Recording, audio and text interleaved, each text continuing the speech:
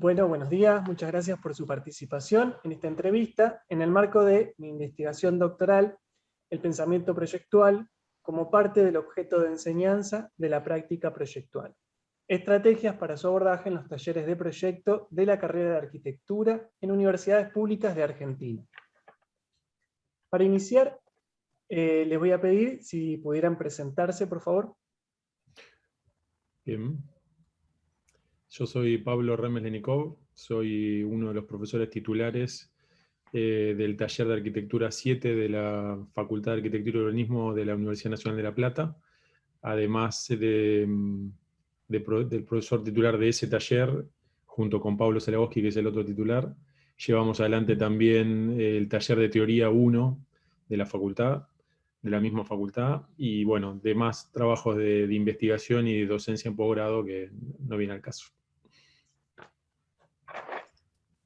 Bueno, yo, como ya anticipó Pablo, soy Pablo Zaragoski y compartimos también la titularidad del taller 7 de arquitectura, taller de proyectos, ¿no? Y el taller 1 de teoría, junto con Pablo. Pero también, por mi parte, también soy titular del taller de historia de la arquitectura, número 2, también de la Facultad de Arquitectura y Urbanismo de La Plata. Muy bien. Como expresa declaración sobre la posible difusión sin fines de lucro de este material, ¿autoriza o no autoriza que esta entrevista esté disponible en una plataforma audiovisual de libre acceso como YouTube, Vimeo o similar? Sí, no hay problema. Bien, bien. Muchas gracias. Bien, vamos a arrancar con el primer bloque de preguntas y partiendo del encuadre que da el plan de estudio y particularmente de los objetivos explicitados en los documentos de cátedra, específicamente en lo que es el primer tramo de la carrera, ¿no? En los primeros años de la carrera, de primero a tercero, primero a cuarto año. ¿Podrían puntualizar brevemente qué es lo que se propone enseñar en la asignatura de proyecto? Es una pregunta un poco amplia, porque en realidad hay dos campos. Uno que tiene que ver con el plan de estudios específico de nuestra facultad, que tiene ciertas pautas relacionadas con los objetivos de cada nivel, digamos, y otro con la propuesta pedagógica específica, particular, montada sobre ese plan de estudio. Lo que sí podemos explicar brevemente es que la materia taller de arquitectura es una materia que tiene 6 niveles y un trabajo final de carrera. O sea, nosotros somos profesores titulares de, digamos, 7 asignaturas, ¿no? De arquitectura 1, 2, 3, 4, 5, 6 y trabajo final de carrera. Y en cada uno de esos niveles, según el plan de estudios, se desarrollan distintos objetivos que van naturalmente desde el inicio de cierta aproximación al campo proyectual o al campo relacionado con el espacio, hasta el trabajo final de carrera que intenta vincular o ser el centro de la formación, de expresar la formación que los estudiantes tuvieron a lo largo de toda la carrera en todas las asignaturas. Entonces, los objetivos son amplios. Nuestro objetivo particular está obviamente relacionado con el trabajo sobre el proyecto, sobre el espacio y los distintos campos que lo involucran, ¿no? Yo agrego alguna cuestión que me parece que también es parte del enfoque que está presente en la propuesta pedagógica que mencionó Pablo recién, y que es la guía en la cual nosotros trabajamos. Quizás es raro que un taller sea fiel a su propuesta pedagógica, muchas veces no sucede, pero nosotros tratamos de serlo. En ese sentido, el centro de cómo se aborda la enseñanza está pensado en el aprendizaje de los métodos o las formas proyectuales diversas que puede haber en el campo de nuestra disciplina.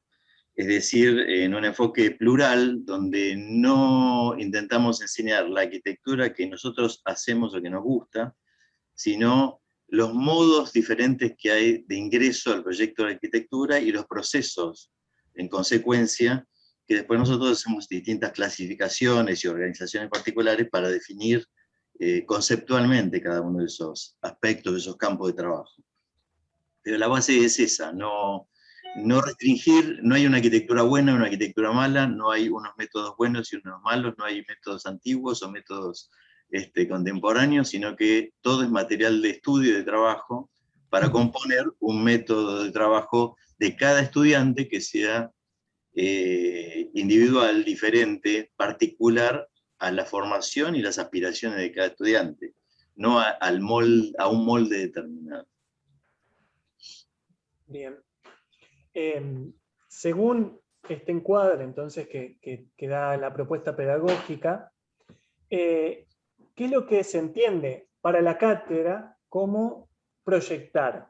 Puntualizando en la acción, en la práctica en sí, más que en la noción de proyecto como producto o como fin de toda esa práctica, ¿no? Si tuviéramos que definírselo a los estudiantes, ¿qué es proyectar? Ahí podemos comenzar con distintos aspectos, ¿no? Siempre consideramos que el proyecto no es una deriva solamente, sino que es un proceso consciente, ¿no? Es como siempre referimos a la definición de Purini, ¿no? Lo que es el proyecto, de una secuencia ordenada, ¿no? de operaciones que tiene sus lógicas, sus dispositivos, pero que también tiene sus argumentaciones. Es decir, no entendemos el proceso proyectual como una condición netamente mecánica, sino con un objetivo que, con un camino abierto, no lineal, ¿no? Ramificado, rizomático, pero que en definitiva va construyendo una manera de tratar una temática, una argumentación que se va a llevar adelante.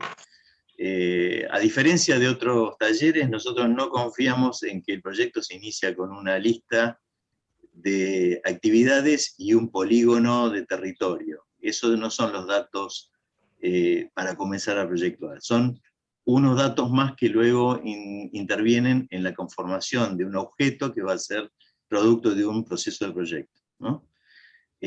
Nos interesa el estudio, decía hoy, de las mecánicas de trabajo para llegar a la conformación de una obra de arquitectura. Tampoco creemos que el centro está absolutamente en el método, sino que en otras cuestiones, como Pablo empezó a hablar de los problemas específicos de la arquitectura, que es el espacio, la forma, la geometría, ¿no? Las condiciones de contexto, las condiciones argumentales, como decía recién, materiales, y otro tipo de cuestiones que quizás por ahí Pablo lo quiere explicar ahora, que nosotros le llamamos las intensidades, ¿no? Con lo cual basamos un poco cómo distribuimos las experiencias proyectuales dentro de todo el taller. Sí, ahí, como decía Pablo, la definición de Purini de esta secuencia de operaciones ordenadas en el tiempo, digamos, como definición de proyecto, hace también que nosotros, cuando escribimos la propuesta pedagógica, sabiendo que, o sea, considerando que estamos en un ámbito académico, que no estamos representando la actividad profesional, que eso es fundamental para la enseñanza, entendemos que eso es relevante, digamos, no estamos recreando un estudio que en primer año es sencillo y en el sexto año es complejo, sino que todos los años estamos aprendiendo o probando o experimentando distintas cuestiones. Decidimos ordenar los 6 años en función de ciertas intensidades de trabajo. Esas intensidades son las que nombró Pablo: geometría, materia, espacio, función.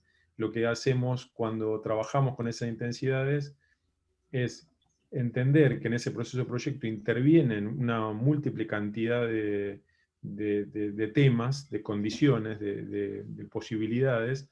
Lo que hacemos es intensificar una de ellas y poder trabajar específicamente.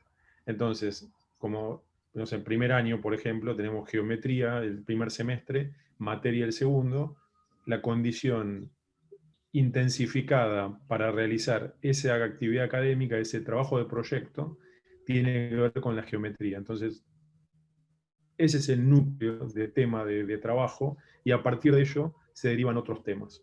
Pero es importante conocer que intensificamos esa condición y trabajamos y elaboramos y buscamos alternativas para que los estudiantes entiendan que un trabajo es buscar los temas en profundidad, poder meterse adentro de los temas y no pasarlos livianamente, como en búsqueda de la idea. Digamos, de alguna manera, este tipo de trabajo no está basado en una gran idea, no está basado en contar un trabajo a partir de una línea, sino justamente de entender una arquitectura en su real complejidad. Y eso nos da unos trabajos muy interesantes de primero a sexto año, digamos. No hay una ampliación de la complejidad de primero a sexto, digamos. Son todos complejos en distintas categorías, ¿no? ¿Cómo es que se aborda en la propuesta de enseñanza de la cátedra justamente la enseñanza de esta práctica proyectual? ¿Sí? De nuevo, el hacer como acción. ¿A través de qué actividades? No, nosotros, a ver, por eso hoy te decíamos, nosotros llevamos adelante en el grado 3 talleres. Arquitectura, teoría e historia. Pablo, yo no estoy, pero está Pablo. En los 3 talleres, el núcleo es el proyecto. Y esto me parece que es importante, porque así como trabajamos en el taller de proyecto en arquitectura, tanto en teoría como en historia, trabajamos pensando en cómo hacer. En la cabeza, cuando, digo, perdón, hablo yo por historia, pero cuando están enseñando historia, están pensando en cómo se hace arquitectura en el día de hoy. Cuando estamos enseñando teoría, no hacemos un registro de las teorías que pasaron, sino que estamos leyendo teorías para hacer hoy. Siempre nuestra cabeza es poder hacer hoy arquitectura, y sobre todo en nuestro contexto. República Argentina, Ciudad de la Plata, año 2021. Imposible de ser construido en nuestro contexto. Y cómo se enseña, cómo enseñamos proyecto, tiene que ver con estas intensidades que te contaba hoy.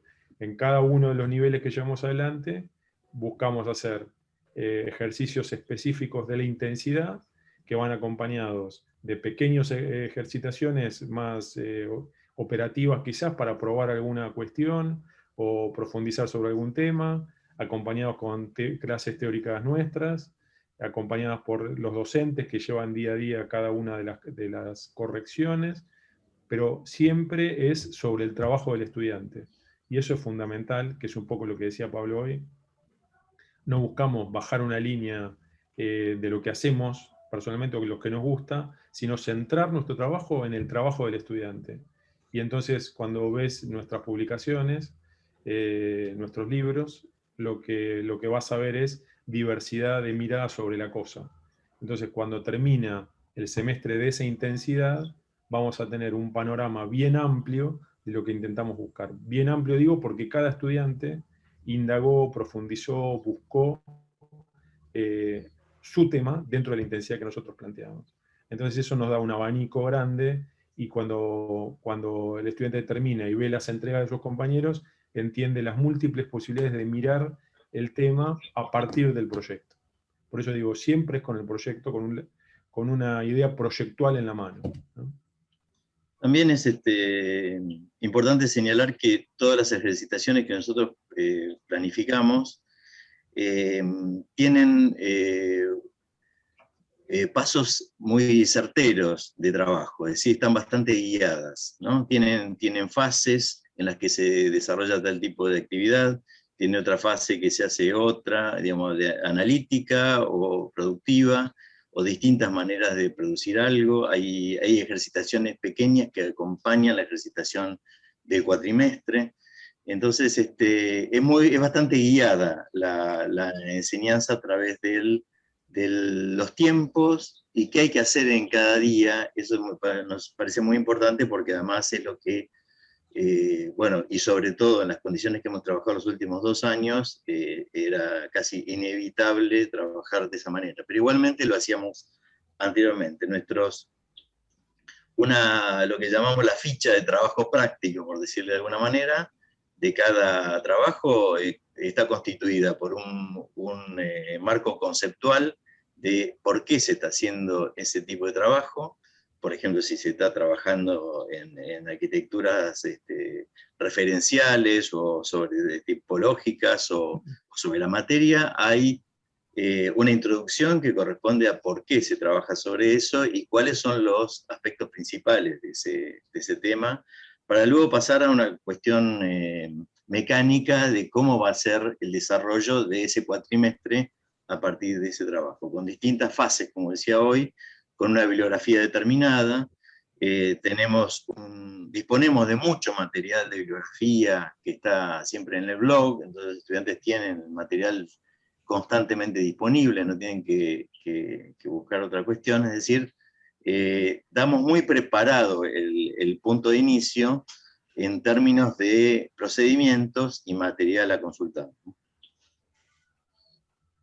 Tomando esto que me comentan ahora al final, respecto a que hay una ejercitación general, con quizá pequeñas ejercitaciones, y esta idea de que hay una orientación del qué hay que hacer a través de distintas fases, por ahí son las palabras que recién utilizabas, ¿cuáles son los objetivos o los procedimientos que en esas fases, en esos cortes o en esas distintas actividades se deben reconocer en esa práctica, en ese hacer de los estudiantes, para definir que esa práctica que están empezando a desarrollar empieza a ser lo que nosotros entendemos como una práctica proyectual? Cuando yo, ¿qué cosas observo? ¿Cuáles son los indicadores que me permiten incluso evaluar luego, ¿no?, ese proceso, para entender que esto que empieza a hacer el alumno, digo empieza por esta progresión de los años, empieza a ser una práctica proyectual?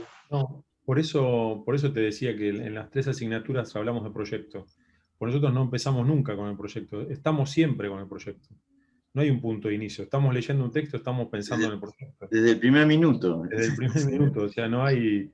Y eso es un problema grande en la enseñanza, yo creo, que se piensa que el proyecto arranca cuando se empieza a dibujar, con el dibujo, claro. El proyecto arranca siempre desde el grado 0. Claro, pero quizá no me explico. Sí. Cuando los alumnos empiezan a hacer, a producir, esto mismo que están diciendo, ¿no?, desde el momento 0, sí, esto que es meterse en el proyecto, ¿qué es lo que yo, sí, como docente pongo en consideración de lo que empiezan a hacer? Lo que pasa es que, como eso te decía Pablo, nosotros, cada trabajo práctico tiene objetivos generales, que tienen que ver con la intensidad, y específicos. Así está planteado cada trabajo práctico, así lo tenemos, y específicos del trabajo, ¿no? O sea, como 2 campos, uno general y uno más individual, que vamos trabajando ahí. Después tenemos fases dentro de cada ejercicio que vamos planteando. Y en cada una de esas fases hay objetivos y hay modos de hacer y hay temas para avanzar. Depende, no tenemos un objetivo, no tenemos una condición, sino que son múltiples, pues ya te digo, llevamos adelante a lo largo del año, si no me equivoco, 12 grandes trabajos y no sé, y quizás 12 pequeños trabajos. O sea, llevamos 24 ejercitaciones. Cada una tiene su objetivo específico y cada una tiene su objetivo general. Y está bien pautado, los estudiantes tienen muy ordenado, saben muy bien qué es lo que estamos buscando con eso, como objetivo, no como solución, ¿no? Justamente lo que no buscamos son las soluciones conocidas, ¿no? Al principio... Hay otro tema que me parece que es importante, que es, nosotros también hemos trabajado mucho a partir de tratar de renovar la forma de la enseñanza distinta a la que hemos tenido nosotros, la que vemos que todavía perdura en la facultad en mucha gran medida, y que es esa de que a veces se entiende de que hay una etapa de análisis y una etapa de proyecto. Para nosotros no existe eso. El proyectista está empezando a pensar en un proyecto y se pone a estudiar para ese proyecto. Sí, como hace cualquier arquitecto, los arquitectos que uno estudia y entiende los procedimientos con los cuales trabaja, ve que está, desde el primer momento empieza a proyectar cuando está empezando a pensar, a estudiar, a relacionar las condiciones proyectuales previas que ya tiene en la mente, más las que surgen a partir de esa misma dinámica. Y además nuestro trabajo siempre está basado en cuestiones operativas, es decir, en operaciones, no en la cuestión de, como decía Pablo, de esperar la gran idea, la intuición, la copia del modelo, la referencialidad absoluta, sino en proceder. Es decir, no sé, en primer año aparece como punto de inicio una casa de Adolf Loos, por ejemplo, pero ya inmediatamente hay que proceder sobre ella. Y a través de una operación. Es decir, se proyecta el primer momento, en el momento que se está estudiando la casa, algo de se está estudiando geometría y se está haciendo a la vez. Es decir, no pensamos en que hay una etapa analítica, como hay en muchos otros talleres, que luego se tira a la basura. Y después el proyecto arranca por otro lado. En nuestro caso, eso es desperdicio de tiempo. Entonces, la investigación, la analítica, todo lo que tiene que ver con eso que algunos dicen como una etapa previa al proyecto, para nosotros no existe, sino que está puesta directamente como una parte operativa, productiva del proyecto. Si usted... Para nosotros, para que te des una idea, nosotros cuando el programa de funcionamiento del proyecto y la localización, en la mayoría de las veces se lo damos sobre el final, faltando poco para la entrega. Digo, ahí se enteran. ¿Por qué? Porque la condición de, en los casos que no nos interesa el trabajo sobre el contexto, por ejemplo, porque muchas veces el programa de función funcional condena el proyecto hacia un lado que no nos interesa y obstruye la posibilidad de desarrollo de la condición espacial del proyecto. Entonces nosotros buscamos incentivar con toda búsqueda necesaria, con toda velocidad, el trabajo sobre el espacio, más que sobre la función, la lista esa que contaba Pablo al inicio, que parece que como si ese fuera el problema, ¿no? Sí, como que el problema fuera hacer 6 casas. Ese no es el problema para nosotros. Si ustedes me dejan hacer una interpretación de lo que me vienen comentando entre el principio y ahora, y para ver si esta pregunta que acabo de hacer tiene estas respuestas, luego yo en mi interpretación, pero decía Dale. que el proyecto tiene que ver con poder argumentar, ¿no? De que no es porque sí, sino claro. que hay un proceso de argumentación. También recién decía Pablo, el otro, Pablo, Sí. decía relacionar condiciones, por ejemplo. Entonces, en un proyecto hay un proceso de construir relaciones y también hay una condición de investigar, ¿sí? Poder reflexionar sobre algo. Por ahí, no sé si interpreto bien, si entonces estas podrían ser como cuestiones que van a ir apareciendo o que tienen que aparecer para entonces el alumno empezar a hacer el proyecto en la clave que ustedes dicen, desde el inicio, pero con estas condicionantes, ¿no? Como yo le decía recién, indicadores. Si empieza a aparecer argumentación, si empieza a aparecer... Sí, el tema es que la argumentación que nosotros estamos buscando, como te estamos contando, no es una argumentación como aparece en las revistas de arquitectura de moda. Ah, está claro. Sí, no es, Claro. puede llegar a ser teórica, pero no es absolutamente teórica. Claro, ¿no? Está en relación a las intensidades. Está claro, no. Argumentación. Una argumentación espacial, una argumentación material, una argumentación. Que haya... Incluso la argumentación es operativa muchas veces. Digo, trabajo 1 que Pablo te contaba, que trabajamos sobre los, a veces empezamos a encontrar cierta relación geométrica entre las partes. Y la argumentación es por qué se relaciona tal cosa con tal otra. Digo, ese es un argumento. Y por qué el estudiante entiende que hay relación ahí. Y a partir de encontrar esa geometría, esa relación, puede construir otra problemática, ¿no? Ese es un argumento. Sí. A modo de ejemplo, y con la salvedad de lo que acaban de comentar, ¿no? Pero estas cuestiones como características que buscan que sucedan en ese aprendizaje, ¿se explicitan, se hablan con los estudiantes, se ponen en las guías, se trabajan Siempre. clara? Sí. Siempre.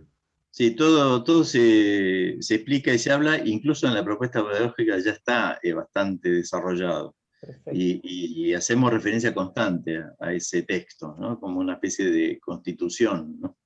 Y ¿no? por eso es general. importante esto que te decíamos antes, que el valor del estudiante. Para nosotros es nuestro trabajo está centrado, digo, esto parece una frase que lo pueden decir todos de igual manera, pero me parece que pocos lo hacen, por el resultado final me refiero, que se parecen muchas cosas, pero nosotros trabajamos sobre el valor del estudiante. Entonces el argumento que nos traiga cada uno es central.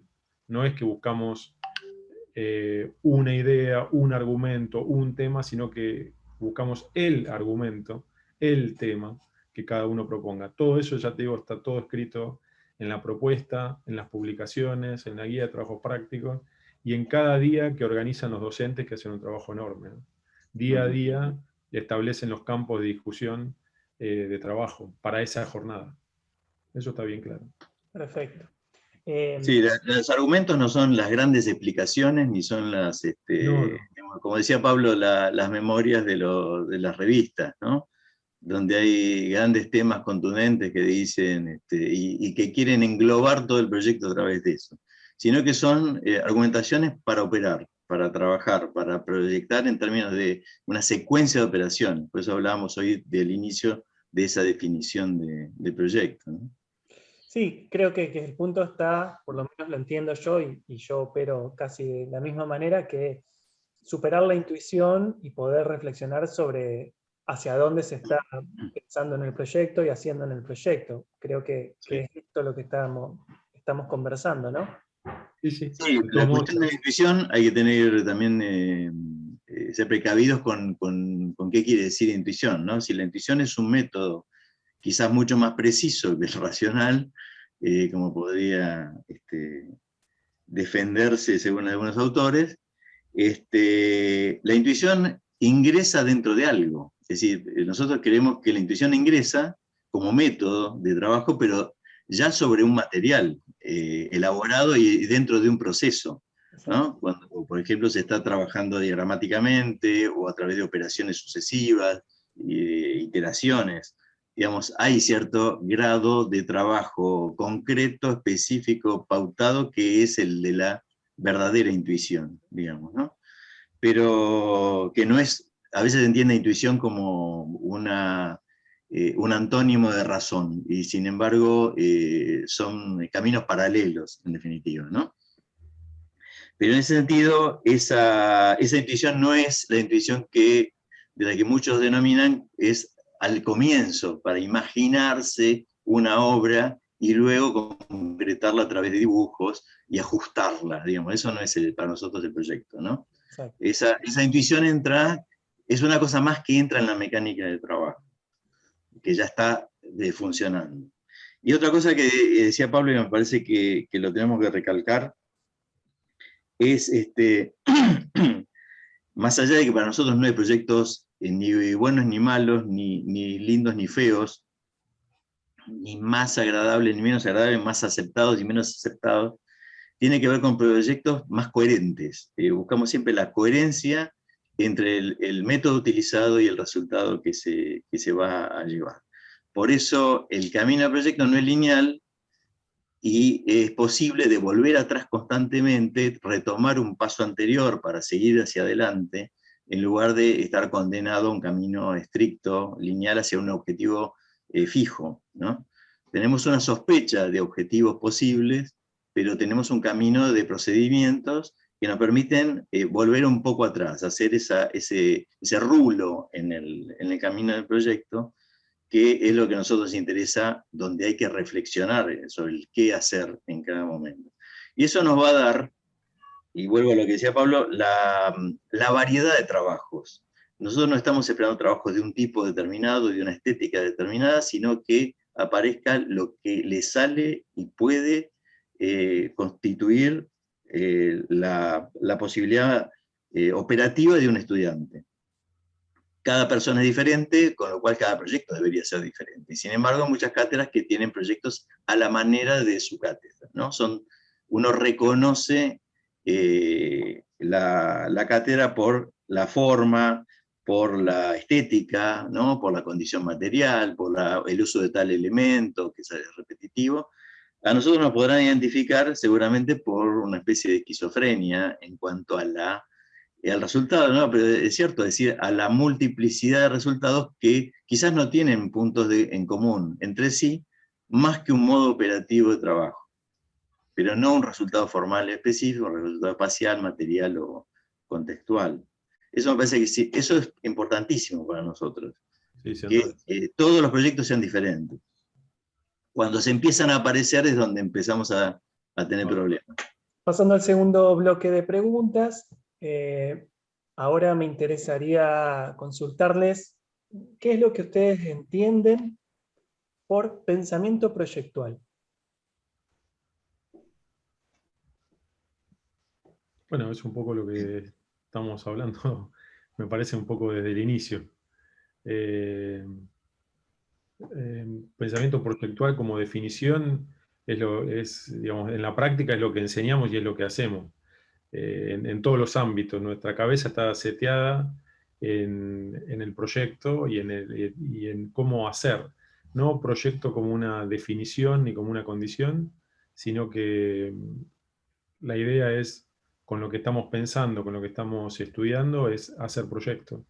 Con lo cual la definición es un poco la que definimos a través del proyecto y a través de la práctica académica que llevamos adelante. Digamos, nuestro trabajo está puesto en ese pensamiento proyectual, está ahí. También hacemos hincapié en que cada estudiante desde el primer día tiene que tener una mente de arquitecto y ojo de arquitecto, ¿no? Para ver y estudiar y vivir como arquitecto, que no es vivir como un profesional, ¿no? Entre comillas, sino como una persona proyectista. Es decir, que todo lo que viva y todas las experiencias que tiene por delante tienen que servir para incrementar su capacidad proyectual. En eso yo diría que hay también una especie de pensamiento proyectual, ¿no? Incluso en algunas clases, las clases iniciales generalmente que hace Pablo Remes, habla de ver y pensar como arquitecto, ¿no? Desde el primer día.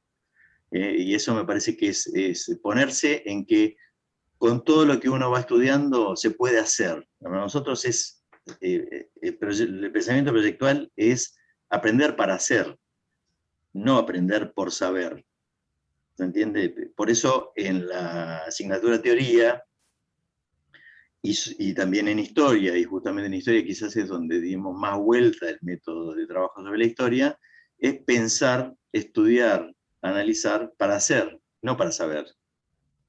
Si uno puede hacer es porque sabe, pero a veces uno se puede quedar solo con el saber, y el saber por sí solo no sirve para nada, sino que no ayuda a la humanidad un saber escondido, guardado, ¿no? El saber, que en este caso sería proyectual, es para hacer. Entonces no entendemos que haya otro objetivo, más que progresar constantemente en las capacidades proyectuales. Ese es el pensamiento proyectual, ¿no? Así que Si todo lo ves, que se vea, sí. no, digo, si ves nuestras clases, tanto la que da Pablo como la que doy yo, la que puede dar Toto, que es nuestro adjunto, María Elisa, en teoría son imágenes de múltiples disciplinas, no mostramos solo arquitectura. Hay fotografía, pintura, escultura, cualquier cosa que nos... Cine, sobre todo. cine, cualquier cosa que nos surja, que aporta al tema que estamos estudiando, vale. Entonces, como decía Pablo, el pensamiento proyectual es bien amplio y lo que hacemos es, como te decía, estamos todo el tiempo pensando en proyectos. O sea, ese es nuestro pensamiento. Todo sirve para hacer un proyecto. Está ahí. Yo voy navegando entre las palabras de ustedes, voy haciendo las interpretaciones de lo Dale, que dale. vengo viendo, ¿no? También en la perspectiva de varias entrevistas, pero entiendo que hay una definición ahí de pensamiento proyectual que ustedes manejan que tienen que ver con algunas claves conceptuales que podrían servir para describirlo, ¿no? Esta pregunta es como un modo de ejercicio, por ahí sale como un disparador, por ahí no, pero Bien. podríamos decir que el pensamiento proyectual es, entre otras cosas, relacional, que es la posibilidad de construir un problema, problematizador, en base a lo que vienen diciendo ustedes, ¿no? Si yo tuviera que pensar que esta forma de hacer se orienta por una forma de reflexionar específica. ¿Podría ser que esa reflexión tenga estas características y alguna otra que se les pueda ocurrir? Sí, relacional es en todos los casos, porque estamos constantemente, por eso hablamos con otras disciplinas que llamamos disciplinas proyectuales, con la misma interioridad de la propia arquitectura. Eso constantemente hay un proceso de ligazón de todos los datos, digamos, no hay datos fijos, por eso hablamos en términos de un pensamiento rizomático. Para nosotros hay un cúmulo de posibilidades operativas de la arquitectura que están disponibles y que si uno las coordina puede llegar a utilizarlas. Eso es una manera relacional, digamos, del material que uno tiene disponible o de trabajo. Pero cuando vos decís construir un problema, si hablamos en términos de la enseñanza basada en problemas, quizás eso está más cercano a los años superiores, digamos, donde hay otra condición u otra base de trabajo, y que a veces se ha trabajado, en algunas épocas hemos trabajado en historia con eso, alguna cosa en teoría, pero donde más se desarrolla es en los niveles superiores, tanto en sexto año como en trabajo final de carrera, en la construcción de un problema para la resolución proyectual de ese problema, no por el problema de sí mismo, sino por la construcción de un problema proyectual, ¿no? Digamos, no un problema abstracto.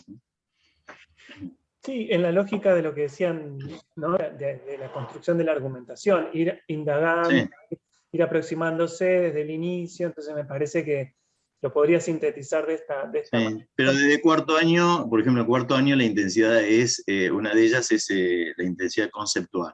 Ajá. Entonces es la definición de un concepto, en los términos de concepto de Deleuze y Guattari, que se obtiene a través de una investigación a partir de alguna temática. A veces es en el cine, a veces es a través de condiciones arquitectónicas específicas, pero actualmente lo estamos trabajando con problemas en el cine, y hay una condición ahí en cuarto año que comienza como esa condición conceptual, que como toda intensidad va a seguir perdurando, pero con mayor o menor intensidad, ¿no? Justamente en cada proyecto. A los fines didácticos, digamos, eso es la segmentación. En la perspectiva de toda la charla, digamos, si esto entonces vamos acordando que puede ser pensar proyectualmente y que tiene estas características, ¿consideran entonces que es posible enseñar a pensar proyectualmente como parte del trabajo que se hace en la cátedra? Es inevitable. Claro. Sí, no hay manera de no hacerlo, pero no solo nosotros, me imagino que cualquier taller que enseñe proyecto tiene su manera. Vos decís que no, bueno, vos sos el que está investigando el tema. Lo nuestro es solo experiencia y mirar para los costados. Coincidimos o no con los métodos, pero imagino que el pensamiento proyectual le surge inevitablemente. Sí, la respuesta es sí, tajante. Sí, es lo que enseñamos. Es cierto que está basado el pensamiento proyectual en esto que decíamos de separar o no la cuestión analítica de la cuestión del proyecto. Si vos estás experimentando en la vida cualquier situación artística, lo que fuere, y no la traducís inmediatamente a cuestiones proyectuales, no estás en ese pensamiento proyectual. Pero si vos ejercitás eso, y lo que te decía hoy, intentamos constantemente que si se enfrentan a una pintura y la están viendo, entenderla como proyecto, entender a un director de cine como un proyectista, entender todo eso, con el tiempo a eso les va entrando a los estudiantes y va consolidando su pensamiento proyectual, pero no entendemos que pueda pasar de otra manera, si no no es una vida de arquitecto, sino es una actividad, un oficio, que sea algo como ser repositor, que tenés una condición específica, ¿no? También es cierto que hemos participado en estos últimos, toda la vida hemos participado en un montón de encuentros de arquitectura, y la verdad que la discusión sobre la práctica proyectual, sobre el hacer proyectual, no es tan grande. No. Hemos estado en congresos internacionales donde la discusión, el título era el proyecto y las discusiones iban para otro lado. O sea, no se mostraban proyectos, ¿no? Ni modos de hacer, ni de hacer, digamos. Por eso ese hacer proyectual que vos estás diciendo, para nosotros es tan relevante, lo vemos como una obviedad, pero puede ser que otro no lo entienda así, claro. Totalmente. Pero hay gente también que habla con el proyecto, habla de proyectos sin hacerlo, sin enseñar, digamos. Claro. Sí, la mayoría de los historiadores. Bueno, la historia va para este lado, claro. No saben de qué se trata y hablan de eso. Bien, estamos en el Con la tramo. teoría pasa lo mismo. ¿En el qué, perdón? Con la teoría pasa lo mismo con la historia. Ese. Se habla de teoría como si fuera una cosa por fuera del hacer, ¿no? Sí. Que viene para acompañar el hacer. Por eso te digo, para nosotros está todo junto. Claro. Nosotros estamos para hacer proyectos. Bien. Todo lo demás acompaña a ese hacer, si no estamos hablando de otra disciplina. Es otra cosa. No, yo solo en este momento comentarles que me queda la última parte de esta entrevista, que es más como una revisión o una reflexión sobre lo que hacemos en el cotidiano. Por eso todas son pequeñas preguntas que están orientadas o inicializadas con el cómo, ¿sí? ¿Cómo ustedes ponen en práctica? Por ahí, si surge ejemplificar un poquitito alguna particularidad de lo que venimos charlando más en general, va a estar bueno, digamos. Referido a cuáles son las estrategias que se utilizan entonces en la cátedra para enseñar a pensar proyectualmente, ¿sí? Y particularmente propongo algunas como disparadores. Algunos pueden ser más claros para ustedes, otros pueden estar incluidos en lo mismo, no importa, digamos, solamente para andar un poquitito más. Justamente, ¿cómo se aborda la problematización que organiza la práctica proyectual? Que un poco ya me lo han comentado, ¿no? Esto de desde el momento cero se está pensando en el proyecto, pero ¿cuál es entonces la estrategia que a ustedes les ayuda a desarrollar esa parte del proceso? Lo que pasa es que, ya te digo, tenemos, por lo que me estoy dando cuenta, nosotros tenemos una complejidad que es mayor, que llevamos adelante 7 niveles en simultáneo. Entonces las formas de aproximación para cada uno de los niveles, digo niveles y digo intensidades, es distinta. Algunos arrancamos dando un objeto inicial y se parte de eso, en otros un contexto, que es cuando es la intensidad contextual, en otros una materia específica, cuando es sobre una condición matérica, en otros un problema funcional específico. Depende mucho de la intensidad sobre la que trabajamos. Si te tengo que decir, un inicio es ser conscientes de la intensidad sobre la que estamos trabajando.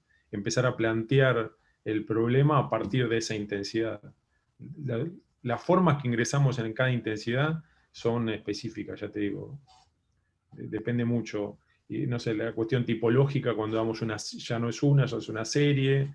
La cuestión referencial es una obra, pero también no mandamos a ver la obra, sino que mandamos a ver determinada cuestión de la obra, con lo cual tiene que ajustar mucho la mirada. Es muy variado la forma de aproximación, dependiendo de la intensidad.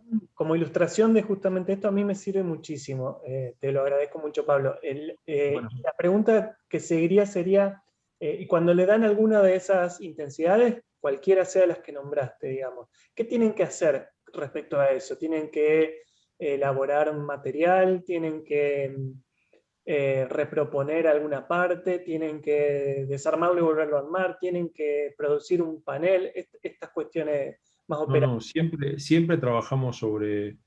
Digamos, hemos tenido momentos dentro del taller, momentos en el tiempo, donde quizás hacíamos como una elaboración previa, más abstracta, un poco alejado del objeto final, digamos, ¿no? de la cosa, del objeto que iban a hacer.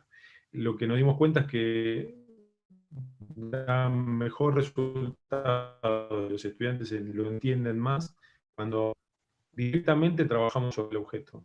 Digo objeto cuando me refiero, por no decir proyecto, que siempre estamos hablando de El proyecto, objeto del pero proyecto. el objeto del proyecto, claro. Cuando trabajamos sobre eso, con toda la intensidad, es mucho mejor. Entonces, desde el día 1, empiezan a trabajar. No quiere decir que sea como nuestra primera línea se va a ver reflejada al final directamente, sino que hay un ida y vuelta que es continuo y muy, muy dispar. Y me parece que eso justamente es lo interesante, no es el objeto, sino todo el estudio que hacemos para llegar a, ¿no?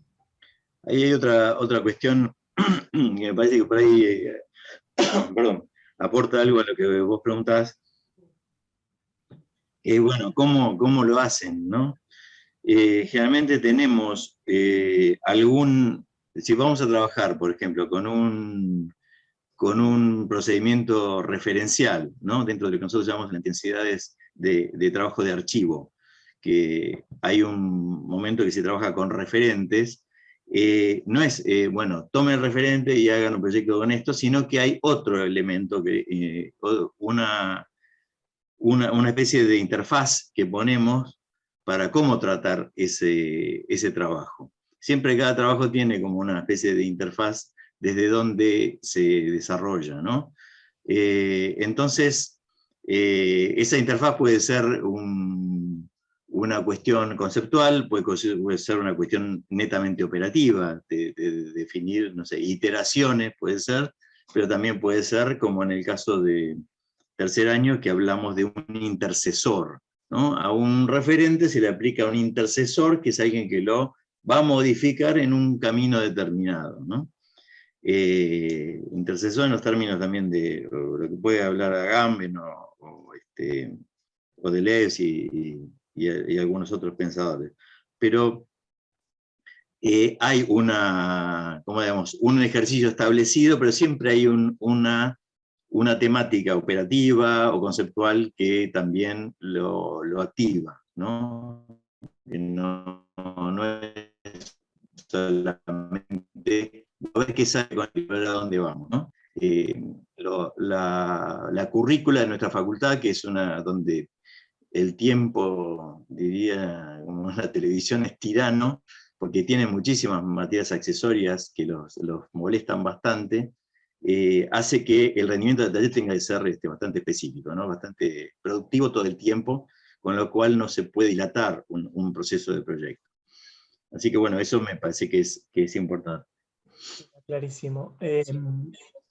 Cuando van avanzando en los distintos años y en este desarrollo de las intensidades, supongo que se va dando de manera paralela, porque recién decía también Pablo, viene la intensidad y se queda para siempre, ¿no? La sumo a la anterior y así.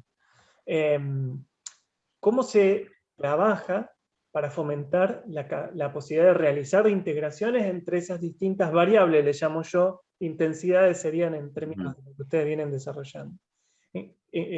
Obviamente, a medida que se avanza en los años superiores, es mayor y más fuerte.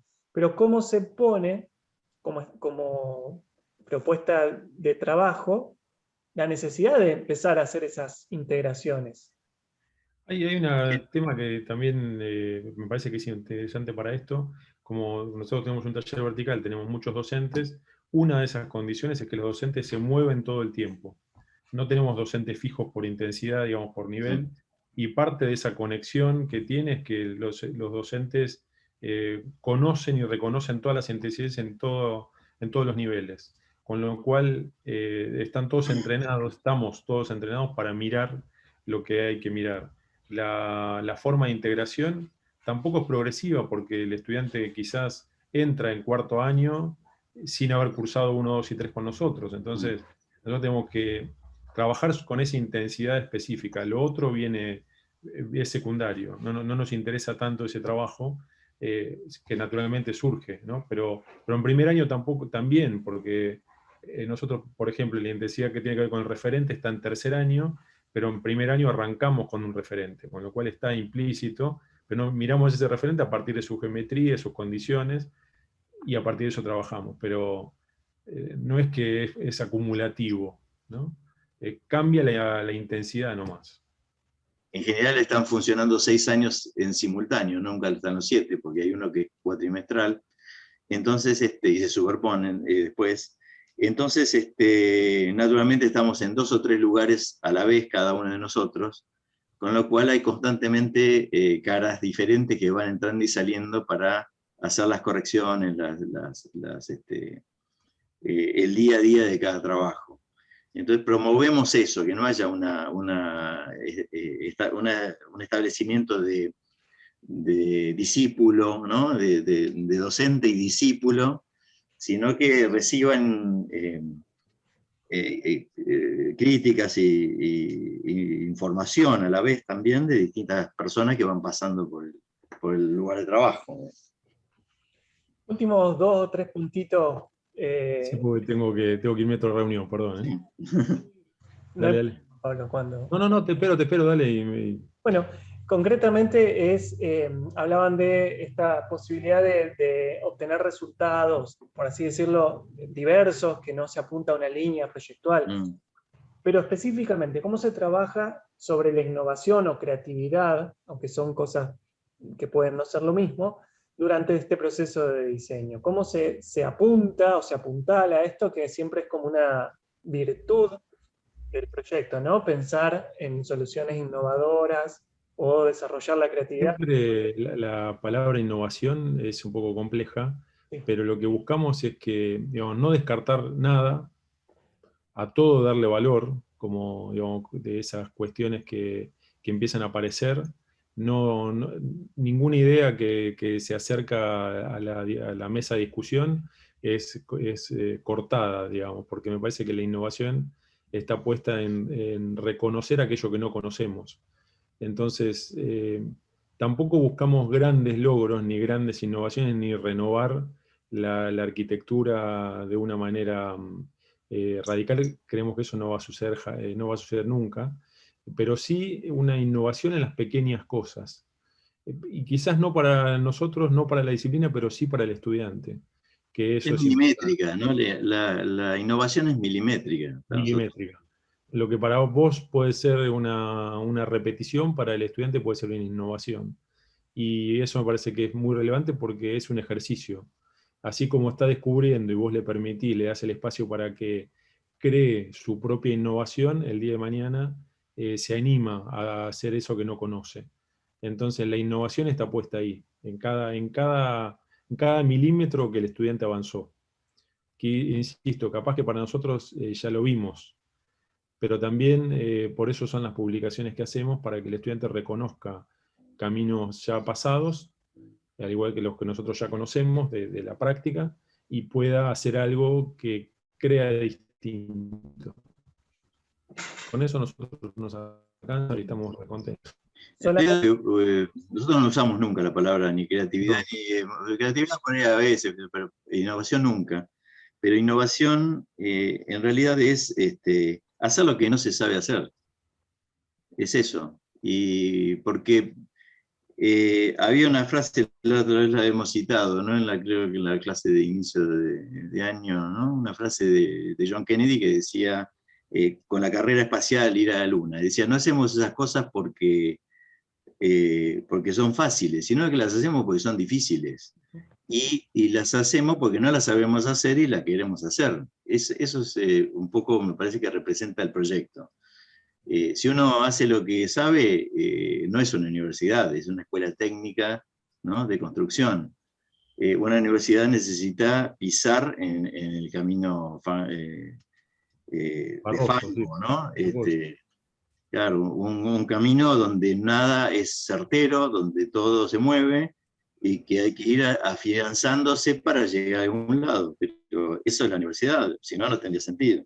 Tal cual. Por lo menos en nuestra universidad, el preámbulo habla justamente de eso, de hacer lo que uno no sabe hacer, de buscar lo que uno no domina, ¿no? Ese es el preámbulo y para nosotros es fundamental. El último punto, si no los demoro más, es sobre el valor de lo prefiguracional. ¿Cuál es el enfoque, el papel de las representaciones al proyectar? ¿Cómo se trabaja en lo producido como central, por lo menos así lo entiendo yo, para poder proyectar? O sea, prefiguraciones no tenemos nunca. No. No, estamos, y es más, te diría que casi somos activistas de la no prefiguración, porque eso nos condena a ir a un modelo de trabajo que no nos interesa, al modelo de trabajo a partir de los modelos, justamente. Me refiero a la producción del dibujo, de la comunicación, la necesidad de poder ir plasmando la construcción de ese objeto que decían hace un rato, del proyecto. ¿Cómo se trabaja eso? Porque, bueno, también en la tendencia esta, ¿no?, entre lo analógico y lo digital, lo modélico, ¿qué rol tiene y cómo ustedes lo plantean para poder desarrollar el proyecto? Nosotros siempre hablamos de los modos de dibujo. Digamos, esos modos de dibujo influyen directamente sobre lo proyectual, ¿no? Quien dibuje a mano hace un tipo de arquitectura, quien dibuje con un programa determinado y va hacia otro campo. Entonces, para nosotros es importante. Hay materias dentro de la currícula de la facultad que deberían trabajar mejor sobre esos temas, que no lo están haciendo, con lo cual dentro del taller de proyecto nos vemos por momentos obligados de alguna manera a trabajar específicamente sobre eso. Pero está claro que no da lo mismo trabajar en SketchUp, trabajar en AutoCAD o en Grasshopper, digamos. Son campos distintos. No es lo digital o lo analógico, sino que es qué tipo de mecánica uso, ¿no? Un programa digital me propone un tipo de dinámica. Un tipo de dibujo me propone otra. Incluso un dibujo a lápiz no es lo mismo que un dibujo con témpera o con fibrones, ¿no? Entonces la mecánica para nosotros es central en ese sentido de la producción. Y en los primeros años siempre proponemos que sea con lápiz, por un tema de conocimiento de la hoja, digamos, del espacio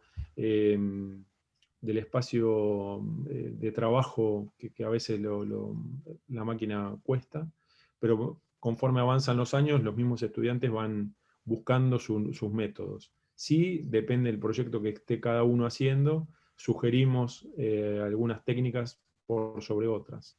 Pero tampoco tenemos una preferencia específica que trabajen con un programa o con otro, o que sea en lápiz, o que sea salvo en ese primer trabajo de primer año que sí es con lápiz, calco y goma de borrar. Hay una intención que tenemos siempre, que es la de la enseñanza plural de la condición de la representación. Es decir, intentamos fomentar, aunque los estudiantes son muy reacios a eso, fomentar de que dibujen a mano, dibujen en máquina como representación, que puede ser un CAD, dibujen en máquina como desarrollo proyectual a través de otros programas más complejos. Es decir, intentamos que constantemente combinen todas esas formas, porque cada una tiene una apertura diferente. Si no, están condenados al programador de un determinado software o a lo que imaginó y ese tipo de cuestiones, o los que creen que proyectar y dibujar es lo mismo, dibujar como representar o dibujar como elementos de proyecto, que es otra cosa. Bueno, entonces a veces ciertos desconocimientos de algunas técnicas producen algunos vacíos en el conocimiento proyectual. Entonces eso intentamos, digo, no muy fructuosamente, de que haya un dominio y un reconocimiento de que todas las técnicas son necesarias. Bien, muchas gracias. Hasta aquí la grabación de la entrevista.